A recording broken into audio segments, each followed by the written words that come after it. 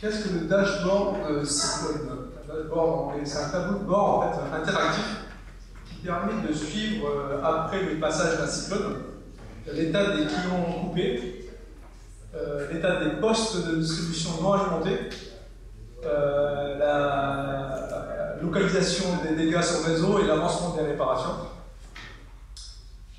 Et enfin, avoir un suivi sur les statistiques de clients non alimentés par commune et par quartier.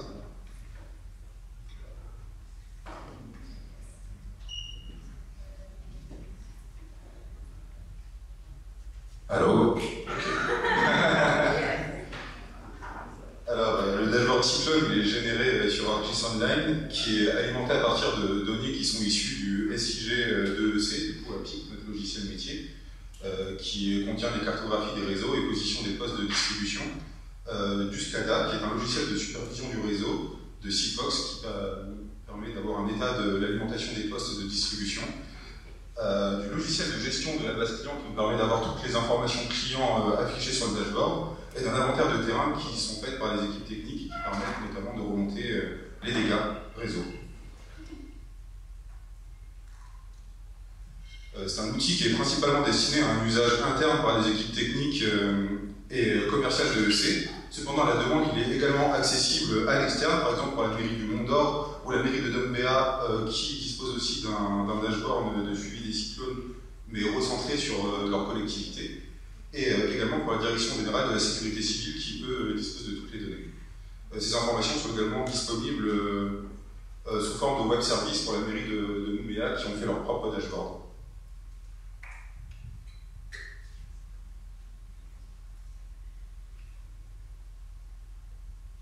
Alors, je vais vous faire une démo live du dashboard.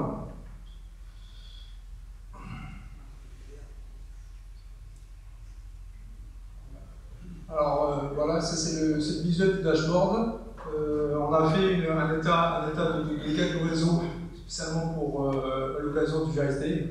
Donc là, le cyclone des énormes démos du GIS Day 2022. Donc là, vous voyez la carte, au centre une carte des dégâts. Principalement, l'identité de base qui est remontée pour les dégâts réseau, c'est l'état des postes de distribution. Coupé ou pas coupé. Qu'est-ce que c'est qu'un poste de distribution? Un poste de distribution, c'est un ouvrage, une sous-station qui permet d'abaisser la tension, moyenne tension, haute tension, et de l'abaisser en basse tension pour que les usagers lambda puissent l'utiliser ensuite. Et donc un poste de distribution alimente en général un client par exemple pour un industriel à plusieurs centaines de clients pour un quartier très dense. Donc voilà, le nombre de points ici, c'est le nombre de postes qui ne reflètent pas forcément le nombre de clients coupés. Ici, on a les statistiques générales, je vais laisser Maximilien pour prendre la suite. Ça marche. Du coup, voilà, on a des statistiques générales du coup, sur le nombre de clients coupés, le nombre de postes coupés, avec des statistiques détaillées par concession, les dégâts qui sont recensés et les clients coupés par concession. On a installé des filtres qui nous permettent d'avoir vraiment les données isolées pour chacune des concessions. Voilà, comme cela, avec voilà, tout le détail. Alors, ces données, comme expliqué auparavant, elles proviennent de nos logiciels métiers. Elles sont stockées sur une base de données Postgre ensuite et diffusées comme service de carte sur notre serveur ArcGIS et qui permettent d'alimenter ensuite ce magnifique dashboard. Du coup, voilà. Je te laisse prendre la suite. Alors, je vais vous montrer les possibilités du dashboard. Donc, là, ici, au centre du dashboard, on a une carte. Je mets sur la carte, je m'explique.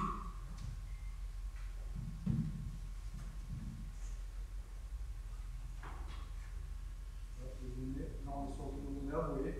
On est sur le Grand Nouméa. Ici. Vous pouvez voir tous les postes de distribution du Grand Nouméa, donc de Nouméa, du Mont d'Or et de Nabéa. Ici, vous avez les postes alimentés en vert et les postes rouges qui sont coupés. Avec ici les statistiques correspondantes hein, de postes de distribution coupés et le nombre de clients coupés à un instant T. Ensuite, il y a des dégâts, une liste des dégâts ici réseau qui est remontée par les équipes de terrain. En précision, les dégâts sont saisis soit sur tablette, sur une application collector au Filmaps DC, par l'équipe de terrain, ou il est possible également de remonter via la télécommunication les données aux équipes de bureau, entre guillemets, qui sont aux sortes de gestion de crise. Et eux, ils les saisissent voilà, sur le desktop, sur une application web app SI. Ici, vous avez également des détails sur les dégâts. Il y a une gestion d'avancement des réparations. En fonction de la couleur du symbole, il y a une codification d'avancement des travaux. Les états sont un nouveau report service, une prise en charge du réseau en réparation, ou bien lorsque on va dire, les travaux sont terminés, qui s'est réparé. La notion réparée est définitive. On peut réparer de manière provisoire pour alimenter des clients. Et lorsqu'on clôture le dégât, ici, les travaux disparaissent. Donc, ici, les possibilités de la carte. Je vais cliquer sur un cliqueur. Il y a aussi cette visu-là. On a aussi cette visu-là. Il y a une vue de poste coupé, mais également une vue des clients coupés. Là, je ne sais pas si vous voyez bien, mais il n'y a pas de truc.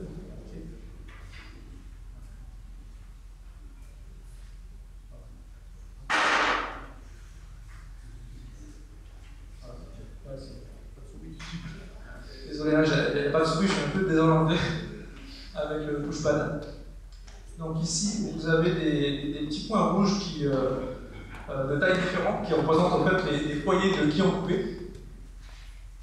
Et donc la taille est en fait proportionnelle en fait, au nombre de clients. Voilà. Donc ici, vous voyez que c'est des tout petits ronds dans le cas présent qui représentent entre guillemets entre 1 et ici moins d'une centaine de clients. Et il y a des points de plus de 400 clients avec des postes alimentant le plus grand nombre de clients.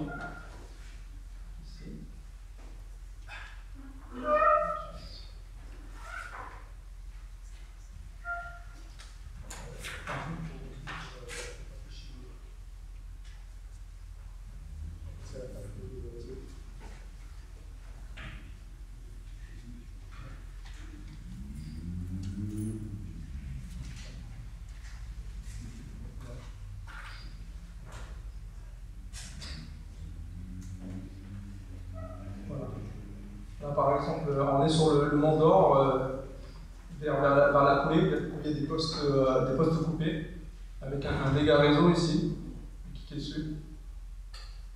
Et il nous affiche une liste attributaire qui permet de consulter des informations saisies par les agents techniques sur le terrain.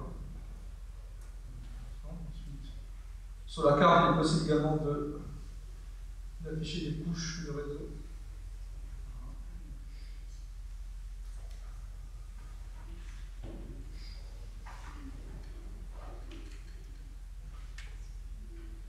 À partir d'un certain niveau de zoom, on a le détail du réseau, donc tous les tracés de réseau, moyenne tension, haute tension et l'éclairage public, qui sont en fait issus du SIG APIC.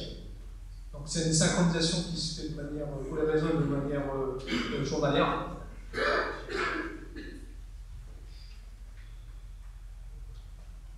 Pour information, on est en train de migrer aussi de SIG.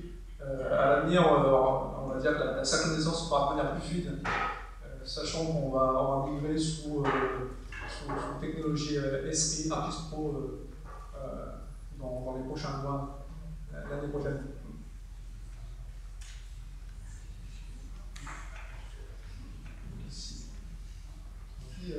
Ici, vous avez un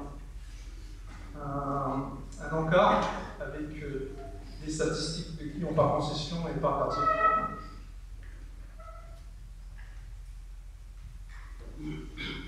Dans la carte principale ici, il y a également des géosignés qu'on a créés pour centrer la carte sur chaque exploitation.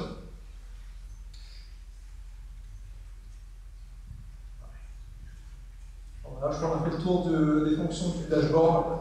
Si vous avez des questions, on sera ravis d'y répondre. Alors, avez-vous des questions à poser, soit à Maximilien, soit à Jean-Pierre, sur ce tableau de bord risque systémique? Ah, ils sont en train de digérer, Jean-Pierre et Maximilien, je ne peux rien pour vous, là. Moi, j'en ai une, alors. Ah, il y en a une. Allez, Damien, je tape.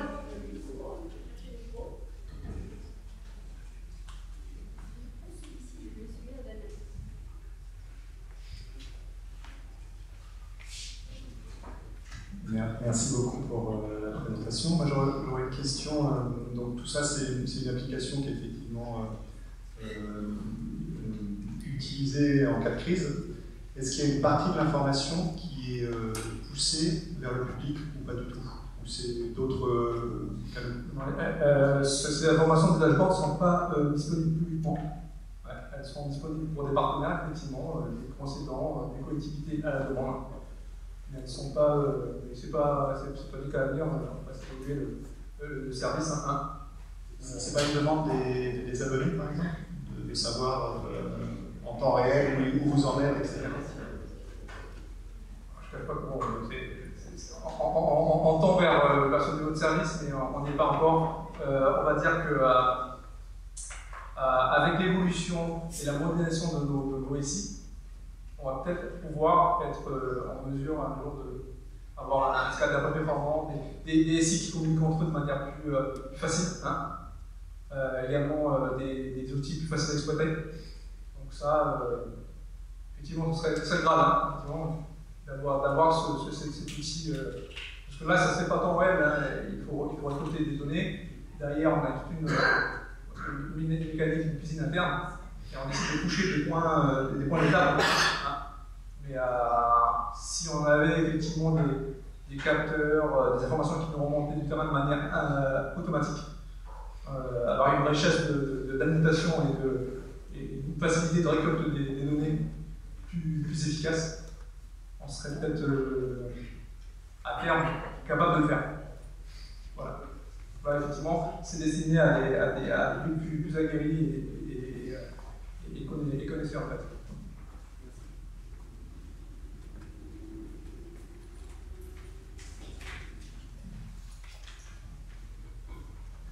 Merci pour la présentation. J'ai bien noté la composante géographique en bas, attachée à la commune, à la concession et au quartier, mais est-ce que vous descendez à un niveau plus fin à la rue? Parce que c'est ça aussi qui intéresse les gens. C'est pas le porte de source auquel ils sont attachés, mais est-ce qu'on s'occupe d'eux dans telle et telle rue, quoi? Est-ce que vous êtes en capacité ou c'est... À ce stade, on n'a pas encore les capacités d'arriver à ce niveau de détail de granularité. Hein. Il est possible à terme effectivement d'avoir cette information, mais effectivement, lorsqu'on aura un système de relais de compteurs communicants, etc., on va peut-être moyen. Un compteur qui dit qu'il est coupé sans limitation, on peut dire voilà, moi je suis coupé, avec par le biais de la base client, on pourra effectivement identifier client par client de manière beaucoup plus fine. Actuellement, avec le compteur électromécanique et on va dire électronique première génération, on n'est pas capable de descendre au client fait. Et c'est pour ça que actuellement, en fait, les clients, lorsqu'ils sont coupés individuellement, pas sur le poste, hein, par leur branchement, ils appellent la plateforme et il y a une intervention particulière, pas de réseau, hein, juste chez le client pour son disjoncteur, pour son branchement qui est endommagé, et il y a des dépannages qui se font. C'est pour ça que il y a une grosse partie d'informations, mais peut-être pas tout sur les clients coupés. Ça, c'est des clients coupés par la haute tension. Voilà. Deuxième question. C'est ça? Oui, c'est ça. Excusez-moi. Après, il y a l'interaction entre les postes sources et automatique, donc l'information elle remonte dans le dashboard. Mais par contre, sur les dégâts qui sont remontés par les outils mobiles, là, c'est pas digérable les informations, ou il y a une partie interactive entre les informations tributaires qui sont remontées des séries et les dashboards. il y a une interaction, en fait, on a une autre web app que je ne vous montre pas ici, qui en fait sert à prioriser les travaux suite aux dégâts réseau. Et donc, c'est la direction des opérations, l'exploitant, qui décide de mener des travaux ou pas. Donc, en fonction de l'ordre de priorité, cette web app gère en fait, la prise en charge des travaux. Et il y a un lien qui se fait sur le niveau d'intervention avec chaque foyer de dégâts. Ça, par contre, ça se fait automatiquement. Si par exemple, un dégât est non pris en charge encore, l'État se met automatiquement par rapport à la fiche d'intervention sur la web app. Ensuite, derrière, en fait, si les travaux sont engagés, ils sont en cours de réparation, on change de couleur. Et puis voilà, au fur et à mesure, il y a le cycle d'avancement des travaux qui se fait de manière interactive, du coup, avec cette web app interne de gestion des travaux cycle.